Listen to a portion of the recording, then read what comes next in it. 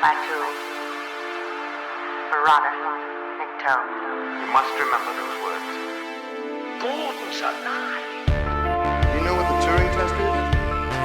I know Kung Fu. Dead or alive, you are coming with me.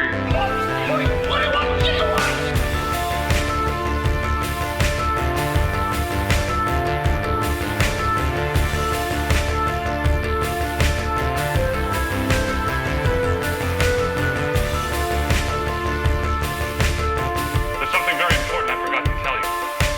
What? Don't cross the streams. Ladies and gentlemen, welcome back to Stories Out of Time and Space. I'm Scott One, and as always, I'm joined by Julian. I'm hoping one, possibly Julian 2 or 3. Julian, how are you doing? You okay? I'm actually Julian 42, and I find this movie incredibly simplistic compared to what it could be. Yeah, I'm doing good. It's a treat to finally see this movie. We're talking about Timecrimes. Yes. Yeah, Spanish film.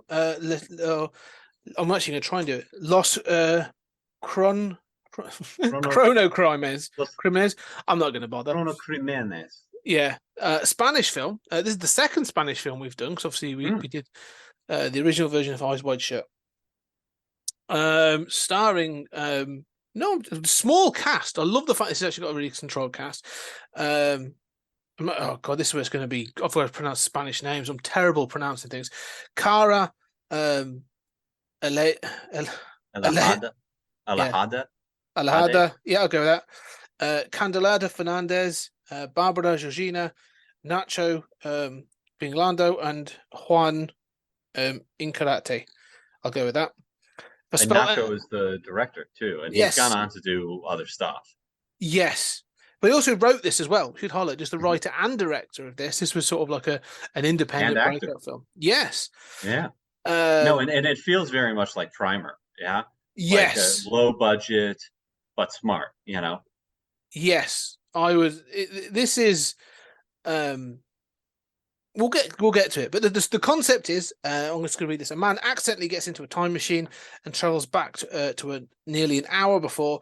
Finding himself, he will be the first of a series of disasters. Finding himself will be the first of a series of disastrous and unforeseeable consequences. Well, I butchered that one. But basically, this is a time travel story. First and foremost, I want to say, if you do go and watch this before we go any further, because spoilers, as always, we get right into it. Do not watch the trailer for this film. Just go watch the film, because luckily I didn't watch it before I watched the film, but it was on the disc. I watched it. I got a DVD of this, and I watched the trailer and stuff after, because I was curious how they promoted this film. Yeah, they just lay out the plot, and I was like, wow, that's awful. For promotion, you kind of have to. Right, like how else you got to say there's time travel. There's you acknowledge the time travel, but it literally tells you who the mysterious person in the mask is. Oh, yeah. And I was like, okay. Oh no, yeah, that's bad. That's really bad. We are going to reveal all the bits and pieces in this, so please, spoilers, because there's some great mysteries in this. What are your thoughts, first and foremost, Julian? What are your thoughts on Timecrimes? I don't like it as much as Primer, to be honest. Okay. But I think it's good. I like it. I think, it was built up in my mind so much going into it for years of people saying, you got to see this movie. I like it. It's similar to sort of plots that I have thought of since I was, a kid, of just sort of intricate time travel plots. So I'm a little disappointed that it doesn't compare to those, but that's not fair, right? It's a deterministic universe. Yep. It's smart, right? It's an hour and a half movie that's smart. It's a good movie. I enjoy it. I have quibbles here and there. Okay. I like this more than Primer. And I like it because I agree. I love this because this film is. I like films like this where it's an onion, where we're going to keep going through this, and you're going to learn more each time. And I think it's well structured enough that I think I wouldn't say 100%, but I think the vast majority of touch points of each timeline or each go around works. and all that I was really impressed with and I really enjoyed. But the thing that stuck with me was actually Hector, the central character of this. So you get this idea of Hector. There were some really great conceits of this. Just so you have Hector, this normal guy who's a bit of a klutz, really, but how he in a period and a creep. Well, yes, but it gets worse. This thing of like he degenerates very quickly, and how sort of like crazy things become, but how willing he is to do things. But there were so many bits in this. One of the things I loved about this, I thought was really clever. There is Hector 1, Hector 2, and Hector 3 to sort of go each time he's gone through, and they've given him a distinguished costume for each one. Yes, yeah. And so there's very little confusion. Like Hector 1 is wearing a light-coloured jumper. Hector 2, spoilers, is the guy in the mask with the overcoat. And then Hector 3... with bandages on his face, right? Yes. And then Hector 3 takes off the jumper. He's got like a grey T-shirt underneath, or long sleeve T-shirt that gets wet. And so you can... And he's got injuries all over his face, including from a car accident. So he's got a gash. He looks almost like a zombie, right? Oh, so yeah. It's very different. Yeah. But from a distance, from a wide angle shot or something, like they've given him enough that you can go, oh, that's Hector 1, 2, or 3. And I thought that was very well done to try and keep things very clear. I loved this. I really enjoyed it, actually. I found Primer to be overly confusing and a little sort of like, I was like, yeah, it's fine. One of the things I thought was good, I know you and I sometimes have sort of talked about deterministic universes, and I want to go through this because I like the idea of going back in time and changing history, but I know there's the paradoxes and stuff. I like the fact in this, and I want to throw this out, Hector sort of accepts that it's a deterministic universe. And that first go around, and the moment he realizes he's the man in the mask when he crashes his car and he bandages his face, he's like, oh, I've got to do all those things that I saw the man in the mask do. So that's actually one of my objections. Like I like, yeah. I mean, so the whole thing of like a deterministic universe, it's going to happen, right? It has to happen. And there are things like, not to jump ahead, but like, okay, so I saw a woman, in this outfit, dead. What did I actually see, right? That doesn't have to be who I thought, who I would assume. There are things like that one could change in a deterministic universe because it's based on what you know, right?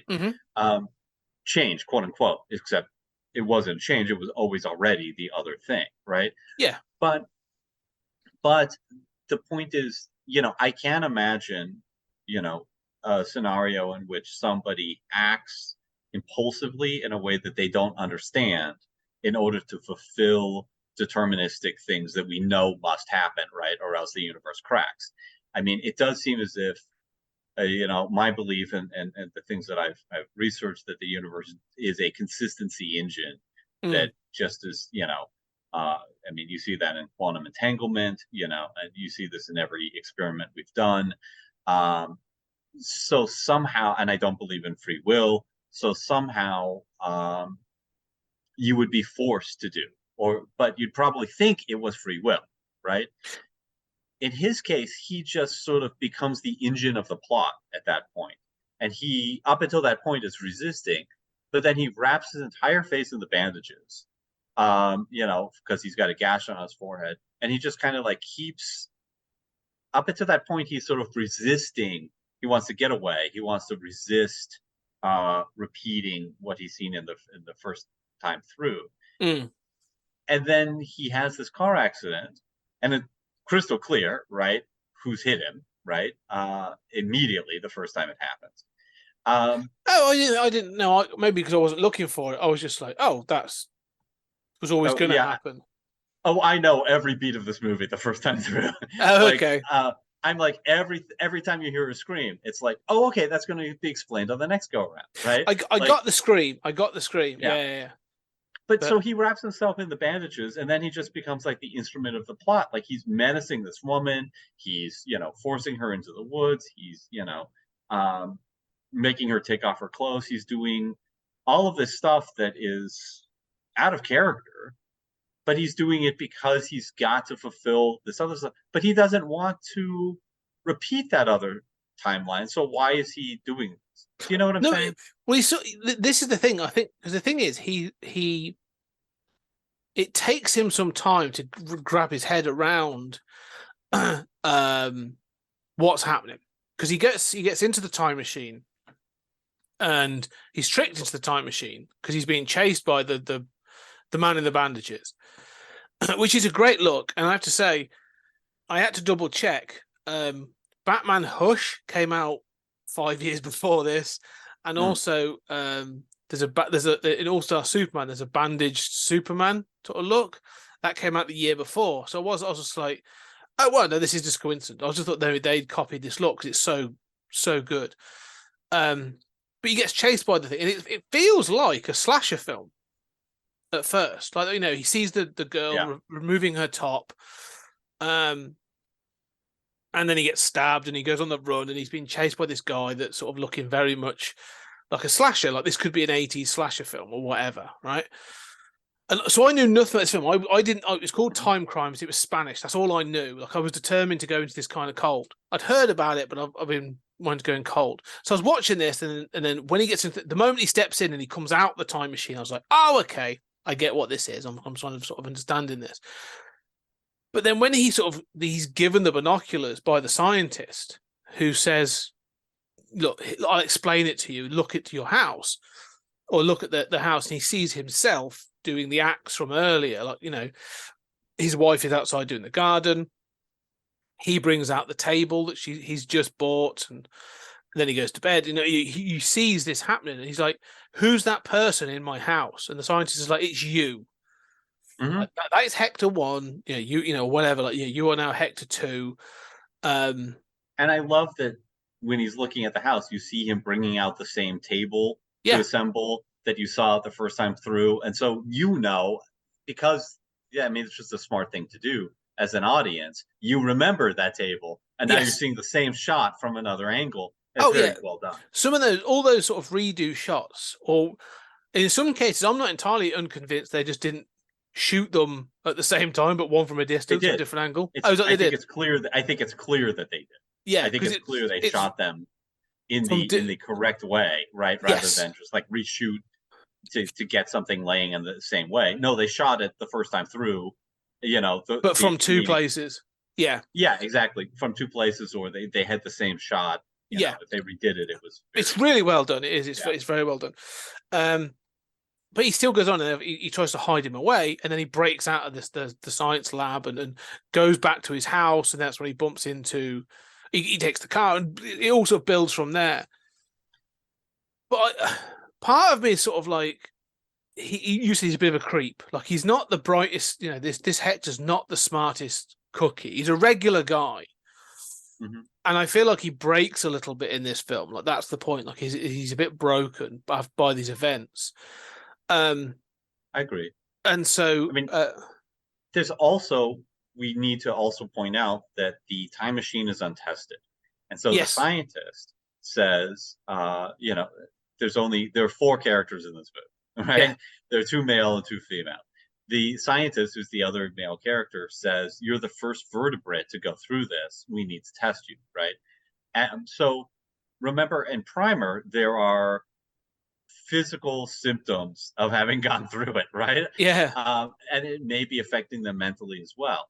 And I think that's a possibility here too, right? Like, even his physical deterioration at the end, that's not all from falling down multiple times, like that. He looks bad.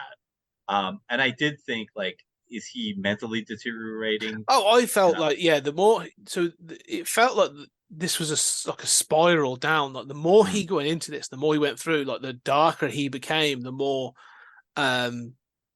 unhinged almost he was. We'll get to that final shot as well, because I've got a question about that final, what happens at the very end.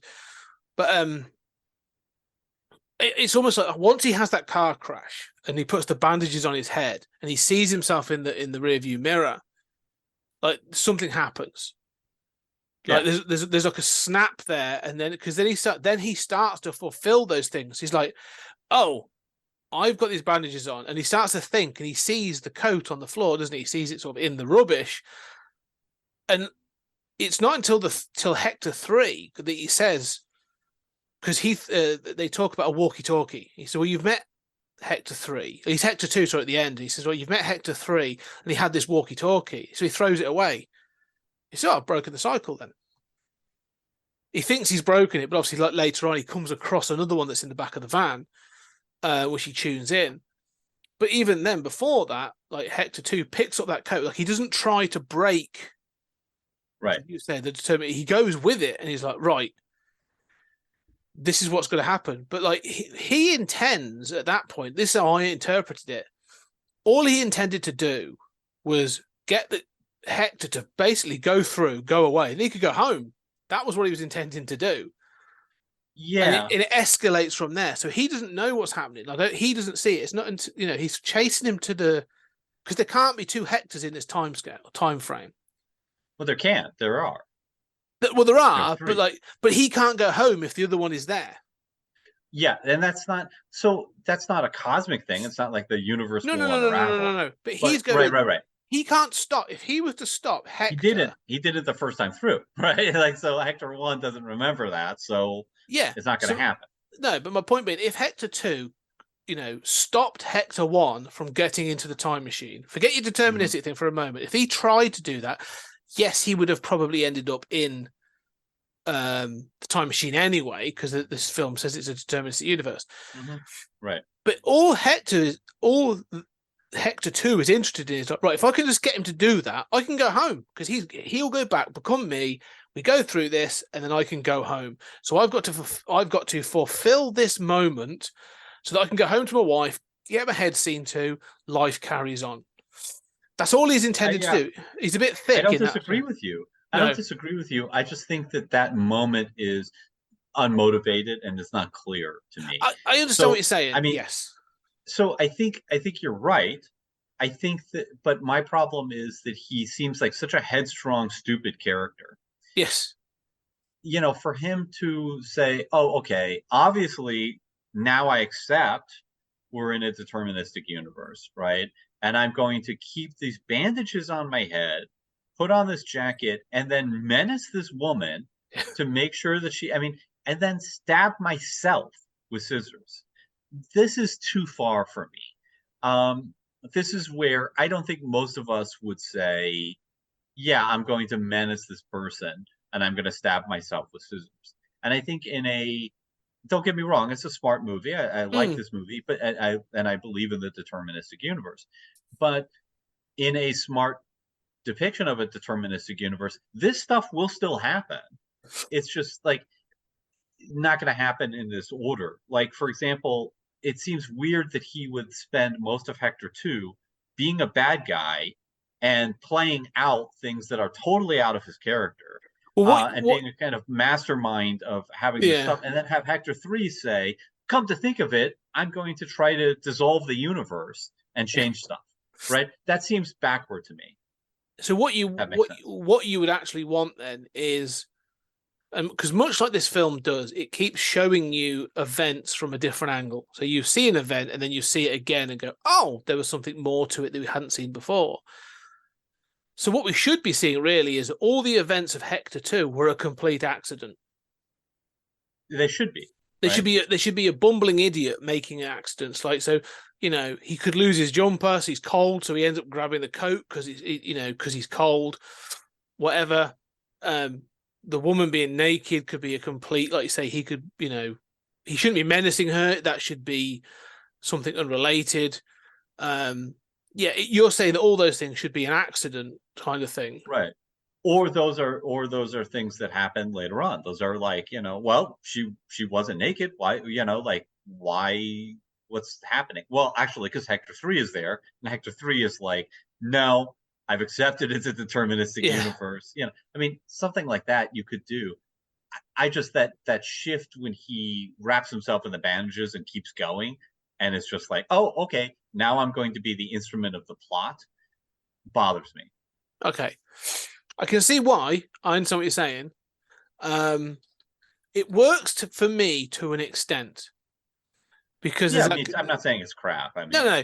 it works in a sense of confusion of like, all right, because he keeps seeing things, and I think it's almost like he feels like the universe is guiding him in a way because he sees the coat and he's like, that's the coat. Got sort of because he sees it at the same time he sees the woman. The things that bother me though are like I say, he menaces the woman, and he actually says to her, "Look, if you do this, I'm going to let you go. Just take your top off. You know, I'm from a distance. They're going to ogle your boobs, and then I'm going to let you go. There's nothing more because you know." But she's obviously turned up already, been naked, and so I'm like, okay, well, what's happened there? Because she actually says, like, you know, should I take my pants? She gets annoyed with him, doesn't she? Should I take off my panties or whatever? And she sort of ends up banging her head. It's more the fact, like you say, he then strips her down because that's what he's already seen. And that's where I'm a bit, that's what made me uncomfortable. But I'm like, okay, that makes no sense. That's almost like it's been put into the film for titillation rather than for any plot purpose. Like, there's no need for her to be naked when he turns up, other than to go, Hector stripped her down, which is tantamount to sexual assault, really. And I was just like, Yeah. but this part feels bizarre. So that bit didn't sit well with me. Look, I mean, I'm the one who wanted to watch this, and I love European cinema. I love, you know, I'm not offended by, you know, full penetration in, you know, some French movies and stuff. But I did have some of the same sense, even the first time through, where I'm like, okay, why is this woman doing this? This seems like Le Genou de Claire, or, you know, one of these French movies, that, you know, I could see a movie about that, but I know this isn't going to be that movie. This is very strange. And so the assault that you're describing is also, I mean, it's just a little uncomfortable when you could really have anything that, you know, it doesn't have to be a woman undressing. And it is just uncomfortable that it's a woman undressing instead of an object or anything else that repeats or seems strange. Like, why would that be in the woods? That's all you need. It doesn't have to be titillation. And so it is very strange. And then you realize, Well, right? like, So there are two characters. Yeah. Well, the woman women. One of them gets naked, has like 3 lines, you know, and is there to get naked. I mean, but her taking a top off, the titillation part could be fine. Like, if he was ogling them because he spies a couple hooking up in the woods, which is very sort of like 80s slasher film, then I'd almost be fine with it, because in the sense of it's a consensual couple and he's just sort of like, you know, spying on their whatever they're doing. And then, you know, so that would make more sense to me. But the fact is, like you say, it's unclear what she's doing, and then he sees something else and he goes to investigate and all that. And then he finds her naked. That you know, he finds it naked. You don't actually see anything. Granted, it doesn't. It suggests it very strongly. But when you go on the second time round, when you're with Hector 2, and he's there going, well, she was naked when I found her, so I better start stripping her down. It has connotations of like serial killer, if I'm honest, where I was a bit like, yeah, this doesn't feel like he's organizing the scene of the crime to be exactly as it was when he found, you know, when Hector 1 finds it. And so I was a bit like, this feels weirdly uncomfortable and weirdly sort of like, you know, that whole bit, I must admit, that bit in the woods doesn't feel right in the grand scheme of things. Well, and to me, these are all part and parcel of this sort of transformation that he makes into the man with the bandages on his face. Yes. You know, and even that, it's like, well, why are the bandages uniformly pink? That's not the way blood works, right? I mean, you know, that's weird to me. The fact that he just becomes an instrument of the plot and then reverses himself magically when we're at the next stage. You know, feels very weird to me. He doesn't know. You say he reverses himself. Like he changes, his motivations change, but his motivations change for a reason. Well, let's get there. But first, I just want to say, like, as part of his transformation into the guy in the bandages, where blood doesn't work that way, and he suddenly becomes, he's like, well, you know, I hit a tree and I guess I'm the guy in the bandages. I've got to fulfill the plot, right? Yes, he menaces a woman. He strips her, but he also sneaks up. I mean, could you sneak up behind yourself and stab yourself? I don't know. That feels a little too far to me. I mean, Yeah, this is where, as you said about it wanting to be clumsy, what I was sort of at that point, I almost wanted it to be like he was going to grab him and try and explain something, or like he was like, no, fine, I've got to talk to myself, and he trips over a log or a branch and accidentally stabs himself. Again, like that's the kind of thing I was expecting, where, oh, it's a misunderstanding. Like he wasn't attacked, it was an accident, and he's interpreted it as attack. And then he's like, oh Christ, now I've got to chase myself. Now I've got to chase myself down to talk to myself, but he interprets again as being pursued. Yeah, or you just go back and have it be a scuffle, in which in the confusion you get stabbed with the scissors that the guy's got, right? I mean, okay, this is really easy and it feels like an attack. But, I mean, I will say I do like seeing Hector 1 run away from Hector 2's point of view, where you're like, oh, I wonder how I would look from my own point of view, and also how other people would look from theirs. Like I think I found myself thinking about like, people thinking, oh my God, I'm so young and beautiful compared to what I think of myself, or I'm so attractive and confident compared to what I think of myself, Oh no. Watching myself run away, I'd be like, oh man, like I need to get to the gym. Even I can catch myself at this point.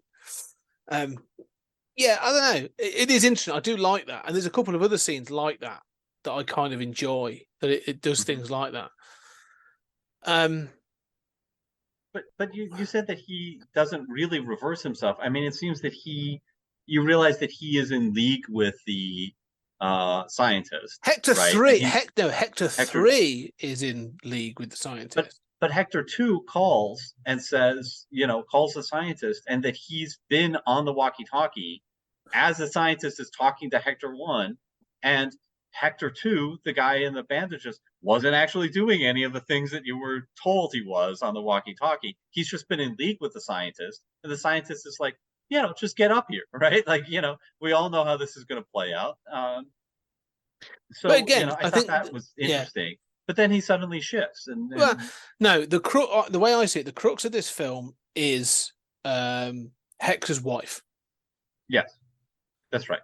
And so when he is, like Hector 1 he's basically gone to sort of find out what's going to happen with this naked woman he's seen in the woods. And so he's then being pursued by the man in the bandages, right? So that's all one big pursuit film. He gets to the laboratory, right, talks on the walkie-talkie. The scientist says, I'm up at the silo, come join me. It's the other direction. He lights up the path. It's all very straightforward, right? It's a chase film. It's a horror chase film, okay? Mm-hmm. Could be Jason, could be Michael Myers, right? It's that kind of thing. Mm-hmm. But in the second one, when he's Hector 2 and he's gone back in time, and again, he does all this, and I agree to an extent with what he's saying about the attack and that sort of thing. But his point is, I've got to, the way I saw it is like, right, everything I'm doing now is to ensure that Hector does go through the time machine, so he buggers off, so I can go home. Mm-hmm. I want to go home to my wife without having to worry about this anymore, and I'm going to do that by threatening the scientist, by telling him, like, if you don't sort this out, I'm going to tell people you weren't supposed to be here this weekend, and you activated the time machine, so on and so forth. Because then he does go back to the house, like he kicks down the fence. But he finds that the woman has revived, and disappeared. Yes. And so ostensibly he's following her, but he kicks down the fence to his own house, which she presumably hasn't climbed. Because why does he have to kick it down? Well, she looks like she knows. Well, no, you know why? Because she's gone in through the front with Hector 3, and although he's pursuing. But I'm saying from Hector 2's point of view, why does he kick down the fence to his own house? And follow the woman into the house? Yeah, I mean, it's pretty clear she hasn't gone in there. No, I think at this point, and I know how it's I know how it's presented, and I know what I think they're trying to present, and that's a part of the problem of Hector 2. They're trying to maintain him as being this menacing figure because that's how everybody else perceives him. But I think there's almost like a frustration of like, I've got this bloody fence. She's clearly in there. Fuck it, it's my fence. I'm going to kick it down. Right? Mm-hmm. It's like that's how I perceive it. Like he's just like, fine, I've got to get in the house. Because then he does. But he still thinks he's. I kind of agree with you, but there is that sort of like. Yeah. It's just one more thing about Hector 2's thinking that I find dubious. I understand what you're saying, but he's leaning into that because he's pursuing her. Because he now knows that like he did attack her and he's in trouble because she goes to the police, like he attacked her, but she hasn't seen his face yet because of the bandages. But he's still trying to explain it, going like, well, this is what's happened. And that's when you get like the whole what I would consider to be the final girl situation in the house, which she's obviously renovating and stuff. And I kind of like the fact it's this renovated house because it gives this gives excuses for things being hidden. So like when he goes upstairs and he gets hit by the table that you've seen previously that he bought that morning, like I'm not sure if it's his wife or this girl that's thrown it at him that makes him fall down the stairs, all those kinds of situations. But the result is, the end result is a woman falls off from the attic and breaks her neck, and he sees that she has short hair and she's wearing his wife's dress. His wife's coat. No, it's a coat, isn't it? Like an overcoat or something. Yeah. So he assumes it's his wife that's died. He's killed his own wife, right? Yeah. In some confusion, he's killed his own wife by accident, or by accident. And so that's where the motivation changes. Because up until this point, he's like, I just want to go home. And now he's like, now I've got to go back and I've got to change time because I've got to save my wife. And that's where the motivation changes from Hector 2 to Hector 3. I agree with you. I agree with you completely. And I like the revelation that I've killed my wife, right? Yes. You know, and you're right that then the motivation changes and he's trying to then change time so that he doesn't kill his wife. But, you know, I still have my problems with Hector 2. And they continue in the sequence that you've described. So one problem I have is that I don't think that it's adequately shown that the house is under renovation until this sequence. So, like, this is an important thing. Like, they're in this cavernous, like, you know, horror movie setup. And I'm like, this is not what I imagined the inside of this house to look like this whole time, right? I agree with you there. When did it become this, you know, thing? Second, like, the second thing is, you know, I'm okay with you just sort of assume the wife's not there anymore, right? You know, and then, but there's something about this kind of like relentless pursuit of her that, you know, in this weird setting that, again, when I don't buy the motivation all along for Hector 2, you know, and I'm bothered by the setting, I'm bothered by the lack of motivation, you know, and of course it's really obvious to me, you know, there's a Hector 3 who hit him in the car. You know, there's a Hector 3 who caused the girl to scream. You know, and there's something going on in this house, right? So probably Hector 3 is in here. I don't know who else is in this house. I just feel a little manipulated by it. Although I like the revelation that he's killed his wife, right? That's the sort of like old boy. It's not as good as Old Boy, but it's a kind of oh my God kind of moment. Yeah. Right? See, what's weird is I kind of like being manipulated in these ways, in these films. Like it's because it's the unraveling of a mystery. Like it feels like the same thing as sort of like almost like an Agatha Christie kind of thing, or Poirot, you know, those sort of like Poirot or Miss Marple, those old school mysteries where like you're led down a bit of a path and the information's always been there. But you're led down a bit of a path, and all of a sudden they go, but it goes this way, or it's this suspect, or whatever. So I'm enjoying the ride in that respect. Like I'm on board with this. I agree to an extent with what you're saying about Hector 2's motivations, or at least his actions, in some parts. But I understand. And I could understand sort of the difficulty of this. They want to show him as both sort of almost, they want to show him as both sympathetic and horrific in the same breath. And unfortunately, it comes across a little muddled and a little confused. when he's pursuing them around the house. I did think about the house being renovated because they do show several parts. Like the windows are all covered in sort of several bits. I didn't realize it was as much as they Extensive. said, but they do Yeah. talk about the workers, and when he goes up to the room to have a sleep, like the walls are all basically plasterboard and the floors uncovered. So I was like, oh, okay, there's work being done here. So I was relatively fine with that. What I do agree that the one thing I do find the way it's shot though is that they are looking to sort of like they're looking to present a horror. That whole section, as I said, I called it a final girl moment because that's exactly what it is. It's trying to be presented as, this could be Sidney Prescott, this could be Nev Campbell, Jamie Lee Curtis. This is someone being pursued by the killer kind of thing. That's how they want to present it. But you're to know now that this is Hector and it's sort of been a misunderstanding. But it's one of those ones where you say a simple stop and go, right, I'm not going to pursue you anymore. I'm just going to shout out, stop. I'm not trying to hurt you. I want to actually make sure you're all right. There's been a massive confusion. I've been part of this. Do you know what I mean? One of those situations, where you go, literally a standard conversation would probably solve 80% of what's going on. And so I think there are other situations like that too, right? I mean, Yeah. I think between him and the girl in the woods, even if he's trying to reenact, those scenes, he does have that line where he's like, "I'm not going to hurt you." Yes. But he can totally know that she's not going to believe him about I've traveled back in time. But he could say like, I need this guy to see you naked. I'm not going to hurt you. I'm not, this guy is my focus, not you. Right. Like, Yeah. I mean, there was more to communicate, and you're right. Yell out. Right. I mean, there are lots of situations like that. Simply say to her, look, I'm really sorry. This guy needs to be distracted and needs to sort of be enticed in some way because I need to get to that house and then lie to her. He has stolen from me. He has someone in that house that I need to get to, whatever. But then again, you could show he tries that and it goes wrong and still get the events of what happened from the first time round to the second time round. Right.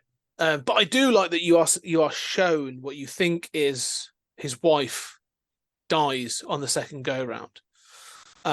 Yes, I agree. And so it is quite shocking. You're like, oh, well, this has all gone pear-shaped. It's all gone wrong. And so then he sees her car, and it's not clear that he thought the wife was absent, right? Or why he would have. So that is a problem in just what the movie shows you. Well, again, how it communicates. No, when he leaves, so this is a bit of a problem in, I'd say, time frames, because at the start of the film, she loses a bet. That's right. About getting she's built the table outside, and he's gone, right. Well, you're not going to get that inside in the bedroom now because it's too bloody big. And she's like, no, and she loses because it won't go in, which is why it's on the landing later on when he throws it downstairs. So she's been sent to the shops to get dinner, and she says, "Oh, right, I'll be." Yeah, and she says, he says, "Oh, well, I've got a shopping list anyway. I'll be back later." So that's why she's absent for that go around, but he doesn't know when she's back.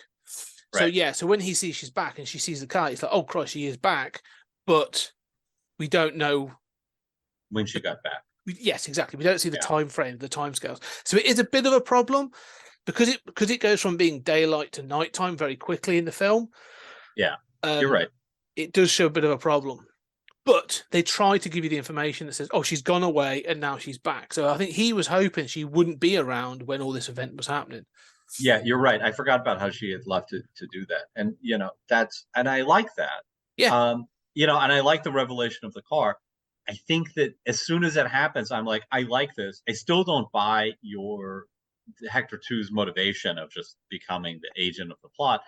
But one thing is, instantly, I'm like, okay, I like this. I really like that they did this. But now I'm even more concerned about kicking down your own fence. Instantly I think like, oh, okay. I start thinking about, I like what you've done, but I also see the conveniences that you did to get to this point, right? And Yes, like you said, not yelling out, right? You know, I'd agree that there's some contrivances sort of like to get you from Hector 1 to Hector 3. mhm. But but that middle section I actually kind of really enjoy. Like there's some incredibly creepy moments and some really there's some other moments of like when he is in the moment of being crazy. Like there's a moment when Hector 1, when he is being pursued through the woods, looks through his binoculars, and the masked man, the bandaged man, looks around with fake binoculars. And Yeah. it really creeps him out. And then when you see Hector 2 doing it, like he does it like 4 or 5 times because he's like, well, I don't know Mhm. when it happened. I can't just do it. So was it Yeah. here? Was it there? And he eventually gets it right. But he's done it like 4 times before that. I actually really like that. That was really thought of, oh, that's quite funny. That's quite clever that like it's not just coincidence. Like he knows this is going to happen, Mm. but he's like, oh, I've reached this bit. This clearly is where it happens, but was I there? Was I by the tree? Was I here? Right. I'll do it. Okay, I'll just do all of them. One of them's going to work, and it does on the 5th attempt. So I thought that was kind of good. But yeah, I agree with you. I think that's kind of fun to watch, you know. yeah. Yeah. And he does the jump up, doesn't he, as well? There's a moment when sort of Hector 1 is getting in. He's obviously, Hector 2 has spoken to the scientist. And in the first go round, you've seen the masked man appear at the window at the silo, and it's shown to be, it's presented as like, say, that the horror figure is outside trying to get in. He's clawing at the window kind of thing. But then when you see it from Hector 2's point of view, it's literally him just jumping up, and then he jumps down and puts his hands in his pockets and just walks around. He's like, well, I had to do that bit. And then I'll just sit, Mm-hmm. and then now I'll just sit and wait for Yeah. for that to happen. So I do like that too, right? yeah, Him standing there by the side, just like, bored with it. yeah, waiting for it all to happen. And then you get the transition where he goes in again to become Hector 3, and he threatens. There's a whole thing with the battery and the walkie-talkie. What are your thoughts about that? Because that's actually, I felt that was a little awkward as well. That transition I feel from that 2 to 3. Yeah, I feel that's awkward too. I mean, and the other thing is, I don't understand why the scientist is so resistant. I mean, and he's sneaky. He takes that battery and throws it out, and you don't even know at that point what he's holding. Mm. But he's already seen Hector 3 arrive. Yes. So he knows this is going to happen. He also knows it's a deterministic universe. Maybe he is doubting that, but I mean, it doesn't make sense, right? Like this day started for him Yes. of opening up, and there's Hector 3, right? Yeah. And Hector 3's like, do what I say, open it again because I'm about to arrive again. I'm going to hide, and so, yeah, I mean, I don't understand why he would think that he can stop this with the battery. But it's almost, we know it's deterministic, and it's almost like the thing with the scientist is it's not his project. Right. And I think it highlights it quite soon and repeatedly. Actually, he says like, look, they're all coming next week in some big ceremony to turn this thing on, to do a big final experiment. I'm not supposed to be here. I wasn't supposed to do all this stuff. But then you sort of turned up, so I had to prep the machine because it clearly had already happened. And so I do agree that all that stuff where he's sort of like, all that stuff makes sense to me. And he's like, okay, well, I had to prep the machine because you'd already been here. So I clearly do this stuff for it to happen. Which then makes me wonder, like, it's that self-fulfilling prophecy, isn't it? Like, because I don't know, how do these things happen? But we'll get to that as we go an overview. But yeah, this is where, because he knew to turn on the machine, fill it full of the white liquid, blah blah blah. Throwing the battery away, like you say, feels desperate and strange because he's already done deterministic actions to reach this point. Right. So yeah, it felt a little odd, and that's what I mean. Like the Hector 2 to Hector 3 transition does feel a little bit clunky because then they go outside and they've got this big conversation about walkie-talkies, and he says that you shouldn't go back and all this other stuff. And he says, well, who told you to try and stop me? He says, well, Hector 3. Like, so, all right, well, you've already seen that there's a third one out there. So, you know, it's the scientist doesn't follow his own rules throughout the film, which is a little which is a little frustrating. But yeah, he does, I agree. But he does go in. So what are your thoughts then about the Hector 3 go around? Well, I mean, the Hector 3 go around, you know, the parts that I find sort of disappointing are the road parts, right? Like crashing. I'm not sure how that crash works. I feel a little, you know, just in terms of like the speed he's going at, where he's hiding along the road.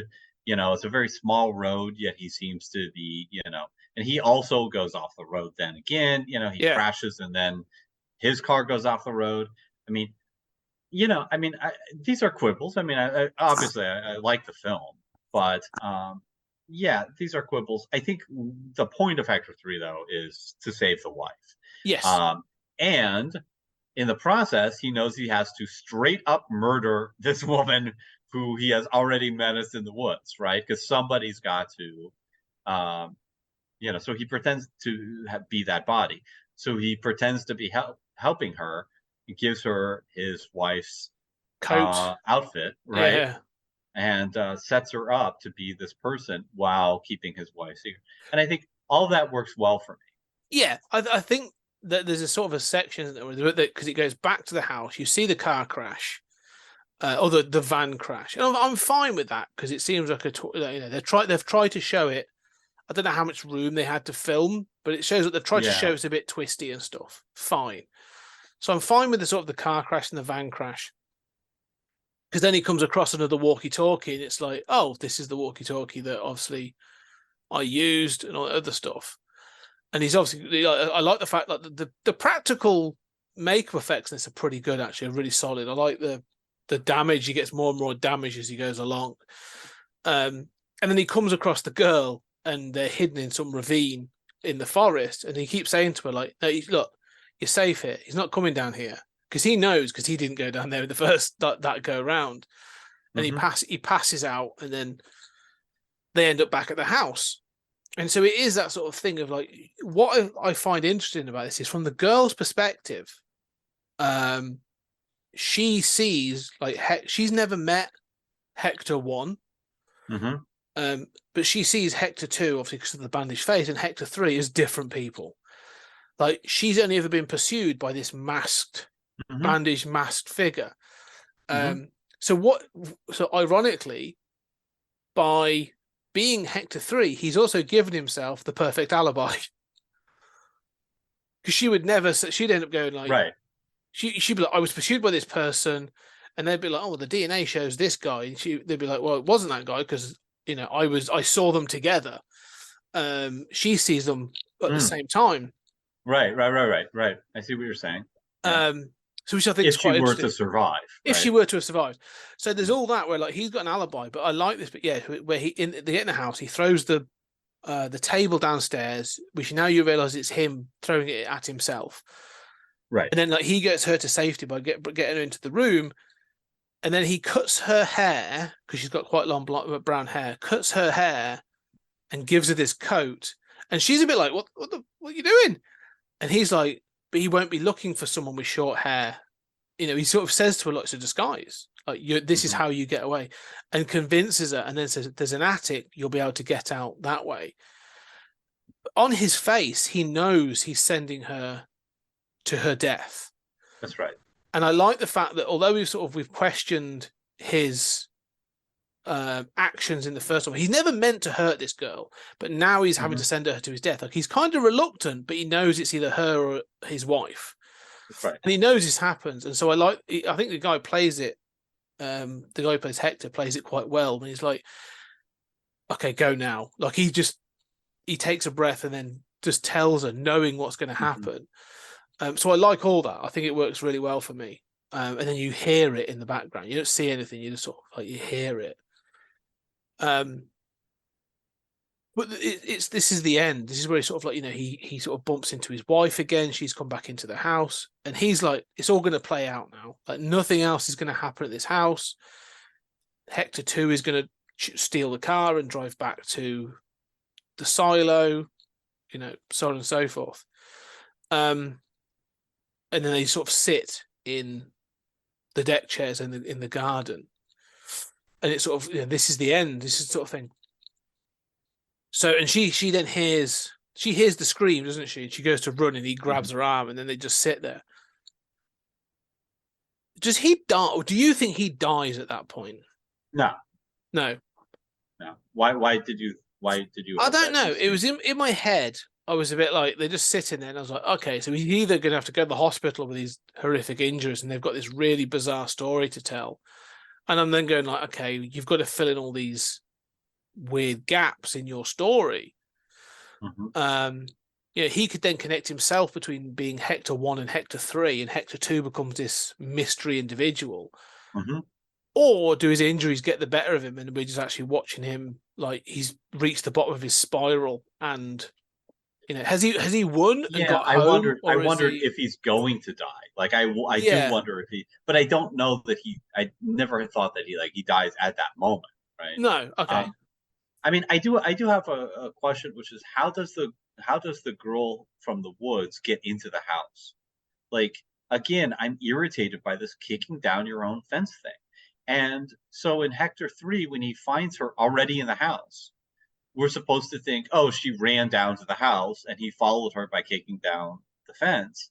Was he ahead of her? I mean, I understand why she would want to go to a nearby house. She was menaced by a guy in the woods who attacked her and had a knife.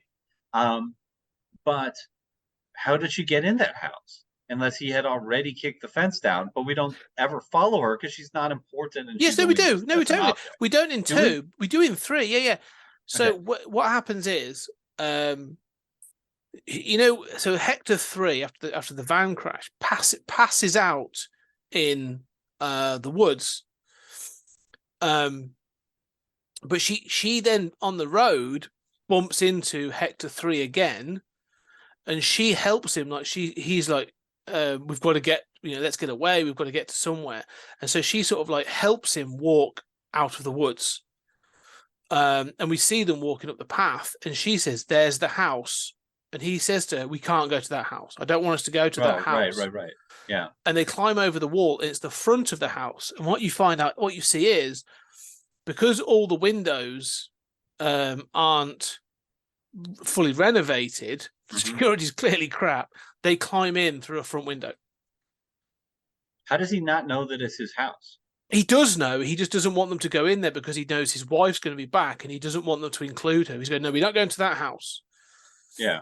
Because he knows what's happened in 2, in the second go around. Sure. And so he's going, well, if we don't go to that house, that's not going to happen. And that's who's going, we can't go there. Let's not go there. Let's move to another house. And she says no.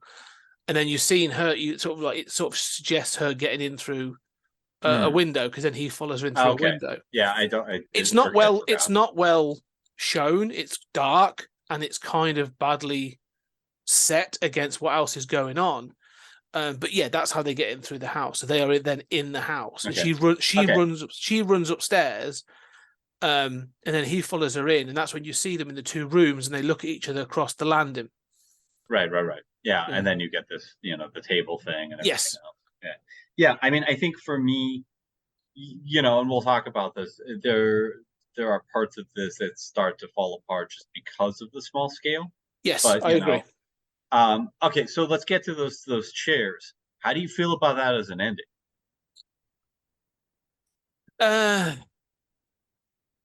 It's a bit disappointing. I don't know. It's a bit of an anticlimax. I like the fact that he's sort of made it home. That all works for me. So he's done the thing he wanted to do, but I don't know. It feels sort of it's sort of bringing it back around to the beginning of the film when they just sat relaxing, isn't it? It's trying to sort of mimic that look, and that's all fine. Bring it full circle and all those kinds of things. But like that, the film's all about circles and going round and round and all sorts of. It's fine on that scale, but like, I don't know. It just feels. we've said this about a lot of other films. You know, we said this. You know, where you go, all right, what happens 20 minutes later? Yeah, right. Yeah, That's where exactly. that's where I'm at. Like, hang on, when does the ambulance appear? When do the police turn up? How the hell are they going to explain a woman in his wife's coat with a broken neck, you know, in their side garden? How are they going to explain that his car is at the silo and broke into the Right. laboratory? Like, there's all this Yeah. stuff where I'm like, I know, I understand All it. of his injuries, you know, I Yeah. mean, there's a lot Yeah. to explain here. Yeah. Yeah, they're going to go, right, there's two cars crashed on the road between your house and this laboratory, a small sort of car and an old van. Your car's at this laboratory. What the hell went on? Who's this masked person that was going on? Like, the scientist is then going to have to explain all this to his employers. You know, it feels like a bit. This is where I'm like, they obviously don't want to get to all that because it's a real mess. Right. But like, yeah. No, I Yeah. agree with you, and it wants to have the fun of all of this story of the three iterations without then having the follow up, or I would say on the front end explaining why the hell this facility is there, you know, next to this residential house by the woods, which sort of bothers. That's me. a really good point, actually. Yeah. So there's this high. Part of. Yeah, there's this really secret laboratory less than 10 minutes from your house, and no. Yeah, you know where we want to set up that top secret time travel research institute. It's in that resort community along the woods. Yeah, I mean, with very few other houses around, right? I mean, so yeah, there's a lot that sort of bothers me about the scale and the setting of this. Yes. The other thing, you're right about all of that. It's like what comes next. The other thing that bothers me about the ending is if we're supposed to feel good that he's saved his wife, albeit at the cost of a stranger's life, I like that dynamic. But I don't know who he is as a person. I don't know. There's no. And far be it for me to complain about characters, because I'm always the sort of one who's less concerned with characters. But he starts off. I think what's part of the problem for me is this girl in the woods, because the first thing we know is that he and his wife have an okay relationship. It's not great. There's, you know, they're presented as squabbling. Maybe that's normal in a marriage, whatever. Yeah. You know, but it's not exactly presented as like, you know, lovey-dovey, right? And he can't wait to see some tits in the woods, right? like he wants to look, and then he goes out to this naked girl, and I'm thinking like about how animals can't resist, you know, copulating with another of their species, and you know, like I'm thinking about this kind of thing. He's clearly going out there, you know, because he's interested in having sex with this girl. Whether he probably thinks it's not going to happen, but he's interested, and you know, there's titillation there. He's menaced. Then he menaces her. He winds up getting her killed. There is no sense in which this is a happy story about a guy who saved his wife and put his wife first. No. Right? So I don't know how to understand this ending. I agree. What I'm looking for in this film, and it was something I thought about a great deal after I watched this, was, is this the decline of a regular guy? Like, I took him as a regular guy. Like, I think the marriage is actually, it's the squabbles, but they're playful. Like when she loses the bet, like he's not trying to belittle her or, you know, be better than her. He's not going, oh, that's never going to fit. He's like, I tell you, like it's almost playful. It's like, you shouldn't have made it outside. So when she loses, she's quite gracious. She's like, all right, you won. I'll go get dinner. So it's all very playful. So I almost want this to become like, this should be like Tom Hanks turning, getting darker. Like he should be a regular guy, someone that's a little bit, you know, not buffoonish, but like, you know, this is a regular middle-aged guy that, if anything, he should be showing concern for the girl in the woods. You know, because one of the things they highlight in the film is he says about the scientists, have you got a mobile? So we don't get coverage here. So again, you could cover that off. Like, you can't really call for the police because they've got there are things we haven't got the landline set in yet, so I can't call for the police. I've got to go and I need to go check on her. Mhm. He sees that she's gone missing, or he sees like her slumped in the woods or something. It should all be everything should be him looking to take care of her in the best way possible. So even when he's Hector 2, should be like, say, it should be accidental, misunderstandings where he's like, look, I don't want to hurt you, but look, I've got to distract this guy. Can you just take off your top? I'm not looking. Just take off your top. You can put it straight back on after. Right.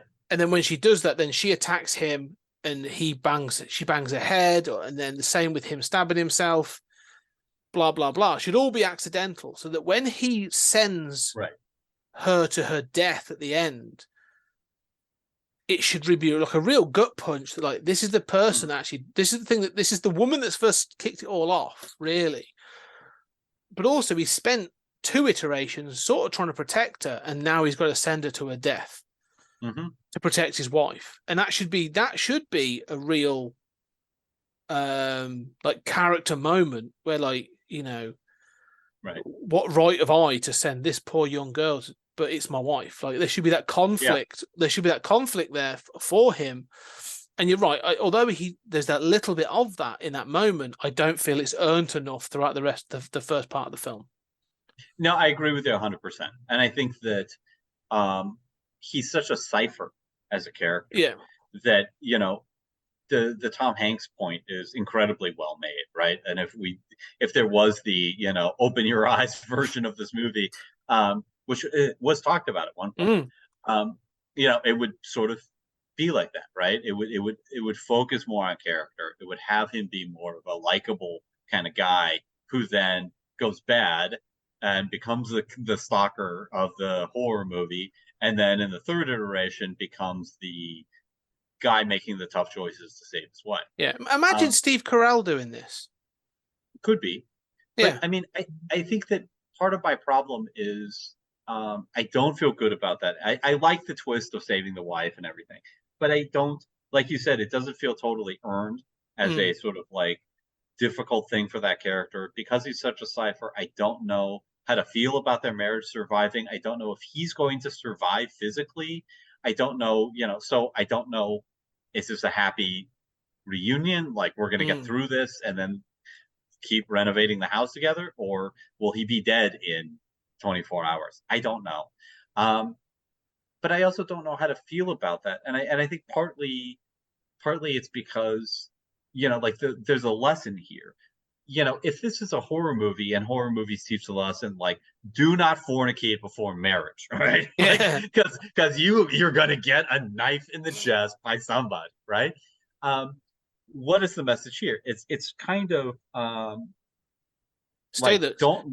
look at tits in the woods, right?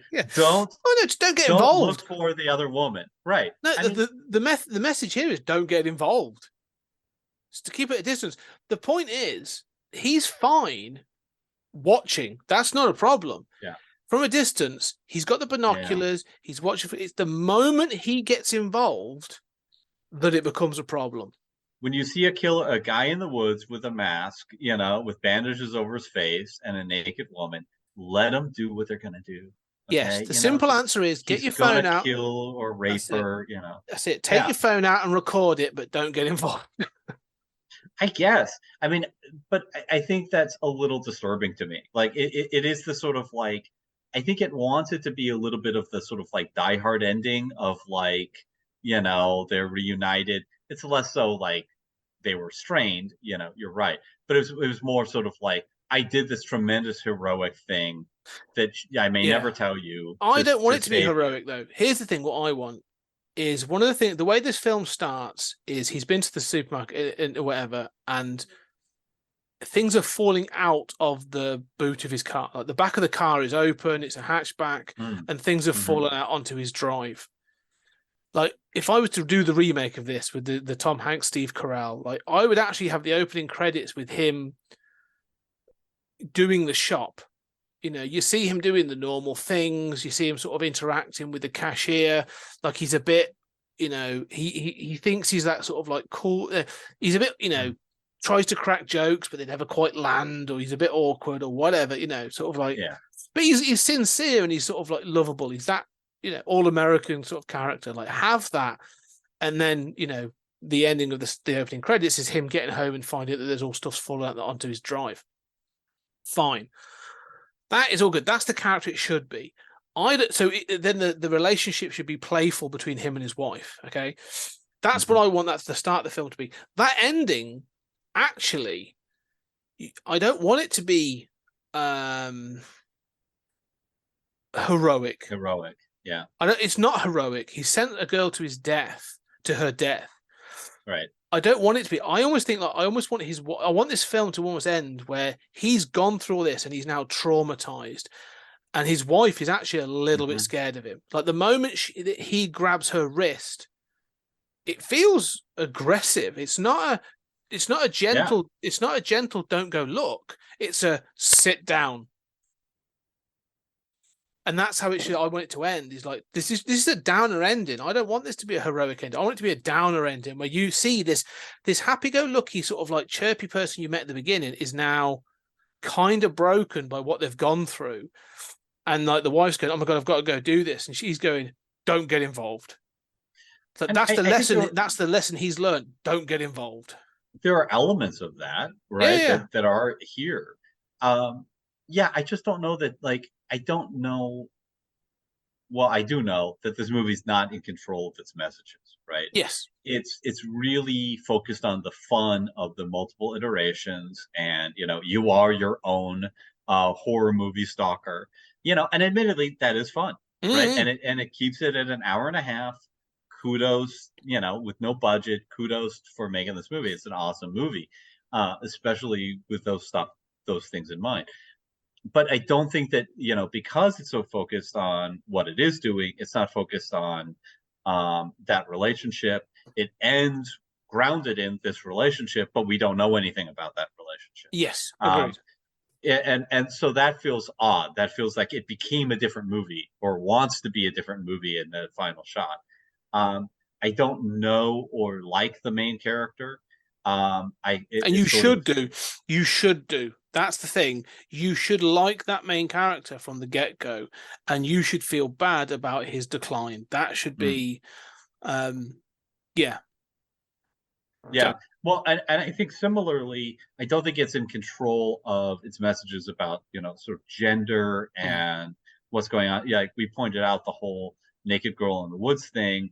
I mean, she is a prop. She winds up being killed. I mean, her story is really awful, and she really tries to help him. With the car crashes and everything. She's a girl on a bike who had the worst day imaginable, and it doesn't really matter. She's used as a prop, that she's used as like an object that changes in each iteration. But this is where I feel this film misses, and this is because I do love a lot of this film. I really enjoyed this film, but you're right. I feel that girl should be the crux of this film. Like it should be the crux of this film should be the relationship between the husband and the wife, and then the Hector and this girl. Should be like him trying to sort of do his best to try and just keep everybody safe, but fucking it up all the time. Because the deterministic universe keeps pushing to do this outcome. And she was always going to die, and he knows that. And so you say you say about the roles of gender and stuff, like it could be a boy, it could be a girl, like it doesn't matter. That character that's seen in the woods, the girl, it needs to be a girl. I think if you're going to have a male protagonist in Hector, should be almost like he should be almost fatherly to her, trying to be sort of in that way. So her death should be an absolute. When it goes around, when it goes round that second time and you see the wife is killed, right? It's a oh my God! Look, watching the film, I was like, oh shit! Like that's Christ, the wife is dead. I should feel just as bad, if not worse, that in the third time round, it's he has to send this girl that he's been trying to protect to her death. Yeah. No, you're right. And I don't think urge to protect is key there. Yeah, and this is brilliant, right? And at the risk of sort of like rewriting the film. Oh, no, I'm Yeah, that's sorry. absolutely no. You're absolutely right. That urge to protect has to be there, and so the betrayal of that is the price you Yes. pay to save your wife. But these are the sort of like Spielbergian, like emotional intelligence questions that the movie doesn't have. Right? It's got No. a good deal of IQ. It's missing a lot of EQ. Yeah. But this is where, we going back to Vanilla Sky and Mm. I was gonna say Eyes Wide Shut. It's not Eyes Wide Shut. Oh yeah, open your eyes. Open Your Eyes. Thank you. This was very similar to the situation we had there, where we were like, Open Your Eyes is great. It's a very well done film, but you never really like the characters, the main character, enough that they don't have the right charisma for the role, or there was something that we kept saying there was something lacking from it. But there was intelligence points going on in there that worked. It was really, we said that there were certain points we really liked, and it worked. And obviously, Penelope Cruz was fantastic, but like there was elements that really worked. But then you get to Vanilla Sky, and it adds in that, Cameron Crowe adds in that emotional intelligence, and for all his faults, you have someone with the charisma of Tom Cruise doing that role, and you're like, oh, some of this stuff just clicks, like it falls into place all of a sudden, and you're like, oh yes, this is, I would say, a more polished version. And I feel that there's almost like, oh, there is someone there to do a more polished version of this film, an American version. Now I know people would be like, oh, I know the Hollywood remake, but I'm like, no, this kind of, there's an American, or well, it doesn't have to be American, but there's a polished remake to be made of this film that I think would be much more successful than the original. Isn't it interesting that we find these similarities with Vanilla Sky and Open Your Eyes? And I think about, I've been watching a lot of French movies lately, and you think about a lot of European cinema, and outside of like Luc Besson, a lot of it is missing this kind of like emotional intelligence.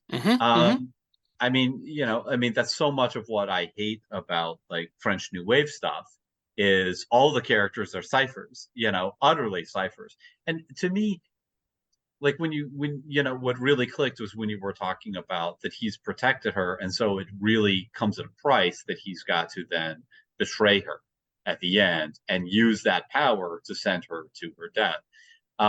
That clicks for me. For me, that's a structural thing. And for me, that's hardwired into the structure of the plot. And to me, that's a plot and structure thing, not a character thing, even though obviously it is a character thing. And I tend to be less concerned about characters than Americans tend to be with, got to have likable characters, got to have, charming, whatever. But I do feel that there's a kind of like, way in which it's tied to the skeleton of the structure of the story of just a character arc like you're describing, that just clicks and works, and that American cinema tends to get, even when it gets everything wrong. It knows like we're Spielberg, we gotta have that or we have nothing. Whereas a lot of European cinema feels oddly as if it doesn't have a concept of character. No, I'd agree with that. I mean, I'd even say that some British, every sort of culture has that sort of thing they stick to, and I think British cinema has that problem as well, where we will sometimes sacrifice a greater arc of a character for other things, especially more when it's more art house or more artistic cinema. But I think, you said that I'm the one that's very character driven. I like those sort of like that structure, those character arcs, that's sort of where it works for me. And I do like, we've watched Alphaville and Solaris and other films where we've gone, there's great stuff to be taken from those, but there's something to be said for American and Western cinema.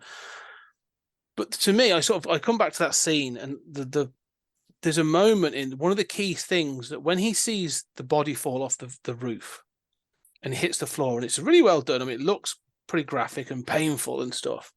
You don't see the face because the hair sort of comes over it. And we've already seen this where he's kept the face of the woman hidden because he doesn't see the woman's face. When he sees her breasts, he doesn't see her face. And even when he does it on the second round, he actually says, like, okay, lower your face a little bit to the left. Like, I shouldn't be able to see your face, sort of thing. So he orchestrates that. So Hector, you know, her face being hidden all the time is a bit of a thing. But it's the coat that she's wearing. Like, it's clear, like she's got short hair and she's wearing this red coat. Like, the red coat should be a big indicator. Like this, it's quite a, you know, it's a bloody signal flare. And I think, you know, there should be a moment in that scene, not him sending her off to death, not going to go now. The real gut punch should come when he sees that coat hanging on a door hook, and he's like, that's when he figures it out, and he's like.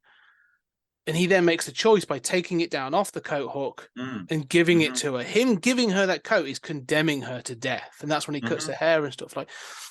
And that's where I'm like, in this version, it feels a little cold, where he's just like, oh, it's a disguise. He cuts her hair. It feels calculated, but cold. And I don't think it should feel that way. It should feel like something else. And that's where I'm like, oh no, that could be. Like, that could be like heart in your mouth kind of cinema, where like you've got a likable character all of a sudden making that choice for what he feels is the right reason, but condemning some poor girl to death by giving her this red coat, this thing that you've identified as being the signifier of this person's death. Demise. Yeah. And if it's done well, that could be, you know, the power of that scene would be even greater because you in the audience understand the signifier. Yeah, you've seen this. Which you've is arbitrary. Yeah. I mean, right. And just like the horror that, you know, horror often feels worse when we know things that the characters don't. Yes. Right. Like, you know, it's worse when Johnny's brave enough to go over the top. You know, it's worse because, you know, there's a German gun emplacement waiting to kill him. Exactly. You know? And so the audience can feel in this weird position. And you're right, that could be this amazing moment. And I think that instead it feels a little rote. It feels, and I think there's a lot in this movie that sort of feels a little rote. This, you know, going back to the bandages, you know, sort of feels like it's still that first draft that's so in love with what's concept. Yes, exactly. And watch this multiple iterations. This thing that made no sense the first time through will make sense the second, will make sense the third. You know, that it's so preoccupied with that joy, and that is a joy, and that's why we like the movie. That is really well done and really good and really cool. But there's other layers to this that aren't there. Yes. No, I think, you know, even the same director, but with, you know, more money and with some maybe Hollywood influence and stuff, could, you know, you could bring that heart or that character in. But yeah, I do think it's slightly missing it, but it's still good. Like I said, I still really enjoyed this film. It was really sort of, and that ending, I like the fact it's a little ambiguous. I want to know more, like how the hell is it going to be all explained, I think, but that's fine that we're not going to get it. But at least, like, I want to see, you know, when he grabs the wife's wrist and says, no, like, don't, like, sit down. It goes to the back of them. You just see the pair of them from behind, then sat in these two chairs looking over this view with the fence having been kicked down. I almost, just as a final note, I wanted to see the wife's reaction to that being grabbed. Yeah. Because I think that gives you a little bit of an indicator of what happens next. But you don't see either of them react. It's just sort of a no, and then from behind.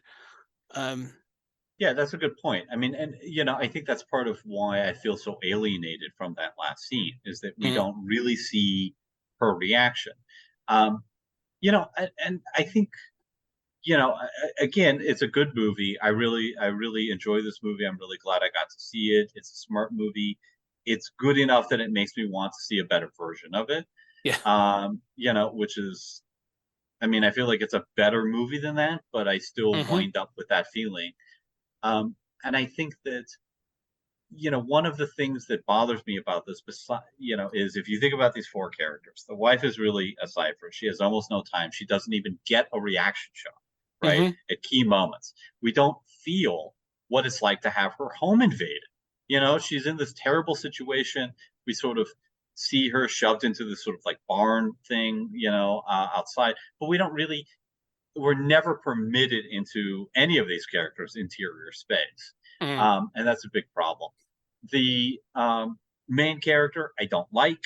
He's a cipher. I actively kind of dislike him. The woman in the woods is treated like an object. I'm uncomfortable with her sexualization, slightly. I'm never that guy, and I'm kind of that guy here. Mm. Um, who's uncomfortable with that and how she's shot, just because it could be something else. It doesn't need to be her naked. Um, I and so I'm a little bothered by that. And the scientist is, doesn't make sense completely why he's got that. He's trying to throw the battery, and I almost think that whether like, I would love to see almost like this movie from those other points of view rather than from his point of view. I think that all of those other points of view might even be more interesting than his point Mm. of view.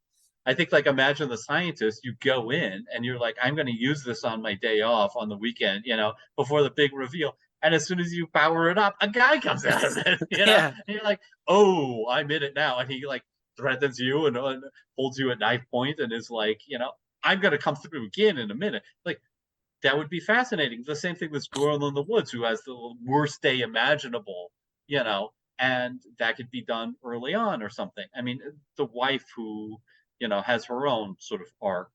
I come home and I'm in this horror movie. All of those are really fascinating stories to me. They might be more interesting than his. Yeah. And so, in addition to sort of feeling like, why is there a time institute up the hill from your house? Uh, you know, there's, I'm sort of, I mean, okay, whatever. It's a play with four characters. I mean, I can Mm. let that go, but I do sort of wonder if this is the best version of that story to tell, and the short shrift that those other three characters get kind of irritates me. No, I agree. It feels like this was limited by this film. And this film is 88 minutes long, including credits, and it's obviously very low budget. That's not to discredit anything. I think some of the practical effects, and I think, and that includes the bloody makeup, but also the time machine itself looks good. I think the room looks good, but it is clear that this is limited. In those reasons, and it almost feels like you feel that limitation on both scale and time. Things are given, and I think you're right. If this is given more money, even with the same director cast, like, I think they would have done some of the things that we've highlighted. But I think this could, I think there are little things that I think, the scientist in particular.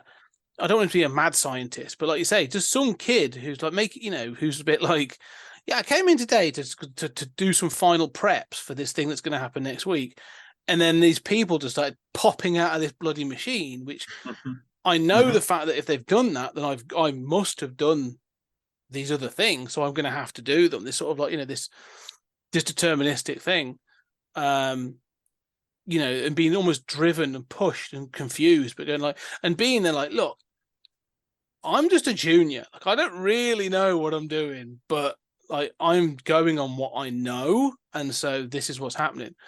And there's some other bits as well. Like, you could easily, I'm not gonna say paper over the cracks, but I think like you could flesh out aspects of this that I think would make this a much stronger story. It feels like you say, a first draft. That, like you say, they're very enamored with the concept, rather than the character stories, and that's a not a real shame, because it's still a really, really good film.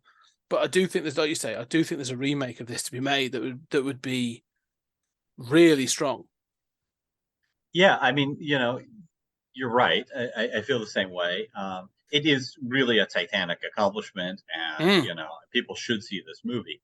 Uh, I think, there is a kind of like comedic element to this movie of just that delight of the joy of people doing these things, and I almost feel like we're taking it a little more seriously than it wants to be taken.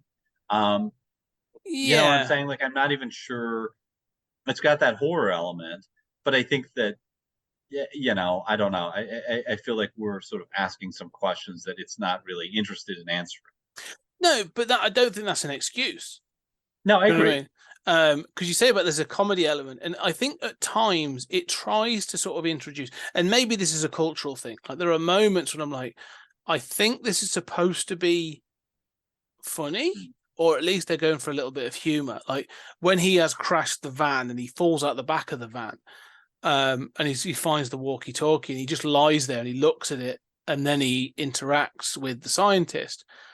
Like that feels like it should be almost like, frustratingly funny or like deadpan funny, where it's like I threw the walkie-talkie away, I'm still in the situation, like, almost like a roll your eyes kind of thing. I don't know, and there's a couple of moments like that, but it never fully, again, maybe this is one of those things, it never fully leans into any one of those tonal things. Like it could be, even the horror, it never really sort of feels like it's going for the horror kind of things.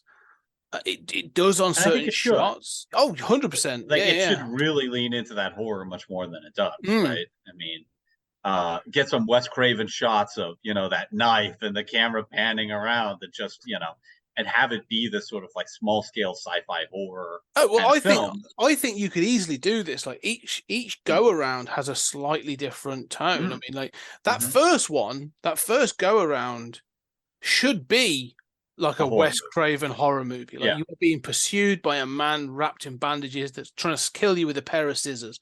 Like it should be horrific and it should be tense and horrifying. And then the second one should be, he's like Hector trying to protect the girl or do whatever. And that second go around, like, should have a slightly different tone of, that maybe sort of not so much comedy, but like you're falling away from the horror to more, I don't know, thriller kind of thing. There's the horror elements maybe falling out, but I don't know. There's now he is the masked man. He's learning things, and there's an element of confusion and paranoia going on, and that sort of thing. So yeah, that's that. There's another version of this.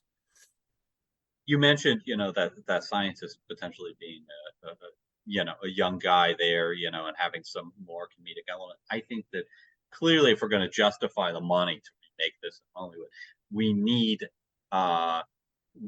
Sly Stallone as the main character, looking out for his family, and then we need Rob Schneider as the scientist. Wow, you're making this 90s version of this film. And if he's looking out for his family, it's not Stallone, it's Vin Diesel. Like this is a Fast Even and Furious. Worse. This is a Fast and Furious spin-off. And the scientist is going to be played by The Rock. That's an awful version. Yeah, no, you could also, you can see, for as good as like Vanilla Sky is, you can see like a Hollywood version going really, really awry. Oh yeah. No, you'd need some real controls over the right actors for this. I mean, I think I'm trying to think of like an everyman actor. Like you need someone who's that sort of everyman guy.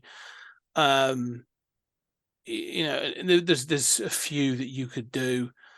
That I think would work. I think like I said like Tom Hanks. But I'm thinking of that version. The '90s sort of Tom Hanks, early 2000s, possibly kind of would have been good. I'm not sure who you would do now, particularly. There are a few people, but you need like an everyman. You don't need an action star. He doesn't need to be buff. He doesn't need to be, in fact, he shouldn't be. No, he shouldn't be. He should be sort of, it would work better. But they'd probably end up giving it to Ryan Reynolds, unfortunately. Yeah. Golly gee, like, I think that's me, horrible trailer. So let's. Whilst I want it, it's that case of careful what you wish for. I think, isn't it? Really. Yeah. Did you see R.I.P.D. Ever want this Timecrimes remade as R.I.P.D.? Oh, I have seen R.I.P.D. Yeah, and the fact they made a sequel to it as well that was a straight to video. I haven't seen that because that looks even worse. Yes. I like Ryan Reynolds. I think he has a place. I do too. in cinema. Yeah. I just don't think it's just in the remake of this film.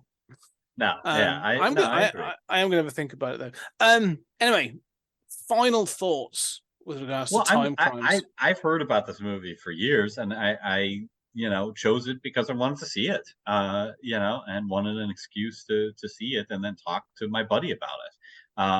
And there are these movies where, as good as it is sometimes to relive a classic, or watch something that we've seen before, or I just want to see what you say about it. It's fun to sort of do something like this here and there. And we've got a few like this at the end of this season. So We have, yeah, no, and I think you're right. I mean, it's a good movie. I mean, everyone should see it, right? I mean, Yes. it's a good movie. It deserves being seen. I agree. Actually, this is one of those films that, like you, I've seen this pop up on lists. Sort of like internet lists where like 10 films that you should see that you've never heard of, or those sorts of things. Like I've seen it all, and so I've always had an awareness of this film. So when you chose it, I was like, oh yeah, cool. That's a film I wouldn't mind having a look at. And so I am glad. In fact, I'm going to I bought the DVD of this because it was actually quite difficult to find on streaming, which is a shame. But I picked up the DVD for like £5, so not going to complain. It's a bit of a vanilla disc, but it's actually, it's worth keeping. If anything, I would probably pay out for a version of this with some behind the scene features. Like I'd want like an interview with a commentary with the director, or an interview and some other stuff, like the thoughts that went into the some of the shots, as we said, like how they did reshot some of those scenes so they could pick them up to look the way they did, and some of the way they're plotting. I think would be really interesting to see how they did all that stuff. So yeah, no, I think this is a film well worth seeing, and actually would probably be deserving of a wider audience. It is, I think, limited because it's both Spanish and a low budget science fiction time travel film. But it's I think this is one of those films I think is what definitely deserves a wider viewership of people. Just like, look, if you can read subtitles, get on with it. It's not hard, it's not hard to find, and it's well worth seeing, I think. There is a dubbed version too. So. No, sod off. That would be no. Yeah. No. It's got some problematic dubs. I've seen parts of it, and the acting is not the best. As I always find the problem with dubbed films is that some of them can be really good. I think there have been versions that have been very, very good, but often, like you say, they bring in people and they're just sort of so lackluster in their dubbing that it takes away more than it adds. So I'm often not sort of a big fan of that. So anyway, so that's Timecrimes. Definitely go check it out, wherever you can find Crimes. But you're right, there are some films coming up that the next two, we're going through a bit of a sort of this 3 run. It's 3 Julian films, but the next sort of 2 following this as well are new to me. I've not seen them. But we're leaving Spain and we're heading to Japan next, and for 2008's Tokyo Gore Police. So yeah, that's going to be it. So the next 2 are both foreign films that I have not seen. Tokyo Gore Police is Japanese, and that's next, and then Russian Hard to Be a God. Both of those known for their violence or their hard content. These compared to Timecrimes, so we shall see. Yeah, so we have got our this is our foreign section. We've done quite a few actually, sort of we've done some good ones actually across the season, so I'm glad we're doing these. But Tokyo Gore Police come from Japan, so that'll be coming next in the next episode. But for now, ladies and gentlemen, please find us on at PodTimeSpace on Twitter. Come let us know if you've seen Timecrimes. Do you think my often rewrites of these films, do you think it's sort of, this is a version that, or there could be a version of this, an Americanized version that would work? Are we right? Are we wrong? Let us know. What do you think of this film? And does it stand up for you? Also, if you like what we're doing, don't forget, please check out your podcasting platform and leave a review for us. What you think of the show, 4 stars, 5 stars preferably, but any feedback is good feedback. So please go do that. And of course, we're trying to keep the tower lights on. Tileran Lem looms over us, often demanding sustenance and our compliance. And to do so, we need some funding. So please go check out our Patreon. And the Patreon is getting loaded with lots of stuff. Not only are there more Trekking Through the Twilight Zone episodes on there, we're well up into season 3 now on the Patreon. We are also having some bonus episodes that we're doing in accordance with the main feed. So we recently did The Hitchhiker's Guide to the Galaxy, the TV series from 1981. We then did Battle Royale 2. Yes, to follow our Battle Royale episode, Battle Royale 2. And more than that, we then did some Transformers animation from 1984. So we went back and watched and reviewed that. So there will be some more. We will do more. Just but that's complementing the main feed, And so we really want to encourage you to try it out. And there's a lot that's on there that's good stuff. Yeah, fantastic stuff. And of course, I do my own little things. There's the 30-minute thoughts of me rambling about different bits and pieces, as well as trekking. And it's I like to get things out of my brain. It's either that or sort of fall into some sort of catatonic state of of ideas and nonsense. And also quarterly Creator Corner, where I have sort of someone come on and we talk about their process. So do go check out the Patreon. It's www.patreon.com /20CG Media. That's 20th Century Geek Media. There's a link down below. So much stuff on there. And it's for like £5 a month. £5 a month, and you get an awful lot of fantastic extra content. Anyway, for now, ladies and gentlemen, thank you so much for enjoying the show. Thank you so much for joining us, and we shall see you on the next episode.